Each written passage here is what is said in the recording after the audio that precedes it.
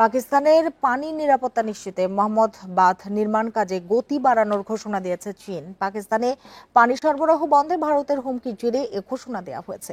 এই ঈদে জামা জুতো অ্যাক্সেসরিজের ডিসকাউন্ট। চীনা রাষ্ট্রায়ত্ত গণমাধ্যম সিসিটিভি জানিয়েছে, ভারতের পেহেলগাম ঘটনার পর দেশটি বিশ্বব্যাংকের মধ্যস্থতায় স্বাক্ষরিত সিন্ধু পানি চুক্তি সাময়িকভাবে স্থগিত করেছে।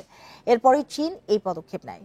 একে প্রতিক্রিয়ামূলক পদক্ষেপ হিসেবে দেখা হচ্ছে। পাকিস্তানের খাইবার পাখতুনখাওয়া প্রদেশে 2019 সাল থেকে এই বাঁধ নির্মাণে কাজ করছে চীনের রাষ্ট্রায়ত্ত প্রতিষ্ঠান চায়না এনার্জি ইঞ্জিনিয়ারিং কর্পোরেশন। তারা জানিয়েছে, বর্তমানে প্রকল্পের কংক্রিট ভরাটের কাজ শুরু হয়েছে এবং দ্রুত সময়ে কাজ সম্পন্ন করাই এখন প্রধান লক্ষ্য।